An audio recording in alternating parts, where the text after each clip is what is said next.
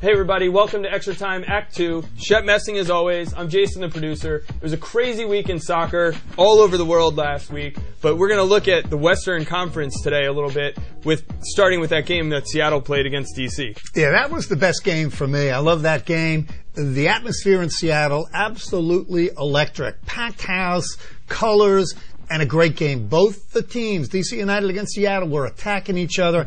Seattle, I'm sure, really upset that they squandered the lead. Definitely one of the more entertaining games this season, but what really stood out for me, Shep, is the play of Fredy Montero lately. 3 goals in 3 games. I think the measure of great players in every sport is how do you adjust. So Fredy Montero came into this league, scored a couple of goals, and all of a sudden every player knew him. Played him hard, played him physically, tried to shut him down. What does Fredy Montero do? Takes a little bit of time to adjust, and now he's just brilliant on the ball. He's really making plays single-handedly against New York. That was an incredible steal and finish. Yeah, Montero again, if not for Josh Wicks and Danny Sapero, he could have had 5 goals the past week. So, again, Montero, great on the ball, can skin a defender, excellent technique, can obviously score goals, and, he's a handful for teams. You mentioned Josh Wicks. It was a tough week for Josh Wicks, who saw 6 goals get behind him in the 2 games they played, including a 3-1 thrashing at Colorado. Now, I don't look too much into this from DC's side. It was a tough game after an emotional game Wednesday night to travel at Colorado, which is a tough place to play. But you got to give Colorado credit. They're really, they're making noise in the Western Conference. They've kind of had a light schedule lately, so you're not thinking about them as much. But they're hanging on in 4th place with 2 games in hand. They're really making, teams worry about them. Gareth Smith has done a great job retooling that team. I think we all agreed before the season that they looked good defensively. The issue was, how will they be getting forward in the attacking third? And how would they be without Connor Casey? Well, Omar Cummings, he's been brilliant. And Pat Noonan filled in well. I worry about them if Connor Casey and Omar Cummings are both gone. What's your forward grouping? Maybe it's Jacob Peterson and Pat Noonan. As long as you defend well, and Matt Pickens did a good job as well. They beat up on DC United, but Matt Pickens made one crucial save on a cross to the far post, header by Pontius, so he keeps them in the game. Yeah.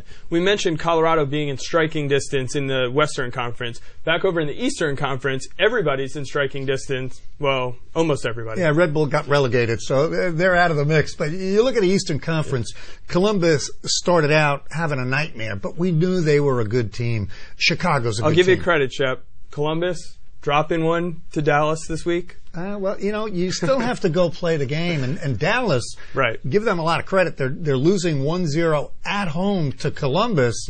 Last 10 minutes, they get the equalizer, they get the game winner. That's something that Dallas can build on. But in the East, you have, I think, Columbus.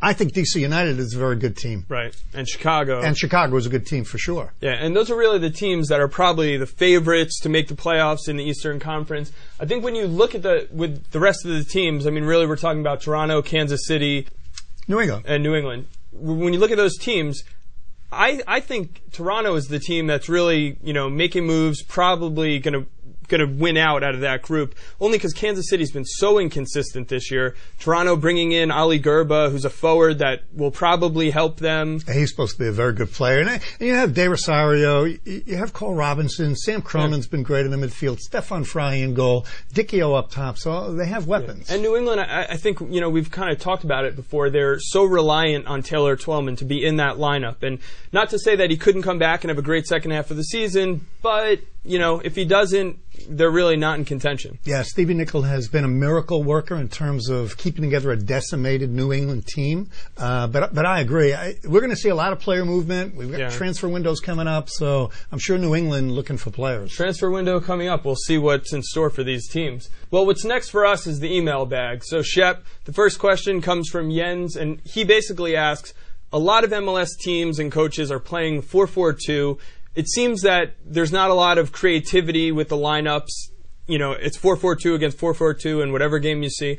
What do you think about that? Well, yeah, it's a good question. I'm a former goalkeeper, so I like 9 in the back with a sweeper. But I think coaches all over the world, and Major League Soccer is no exception, you want to get players to play in a system you're comfortable with, but you have to adjust if you don't have the players. So Stevie Nicol for many years played 3 in the back. He had Parkhurst in the middle. Now he's playing 4 at the back. DC United always flooded the midfield with 5, 3 in the back. Dominic Kinnear, 4-4-2, pushing a high back line. Mm-hmm. It's up to the coaches to find that flexibility both in the formation and in terms of, you got to get back and defend and get forward no matter what you're playing. And really it comes down to tactics a lot of times. You could have a 4-4-2 for, 3 different teams and they could all kind of play it a little differently. I think DC United was a good example of a team that can play the 3-5-2. They push Rodney Wallace up on the wing.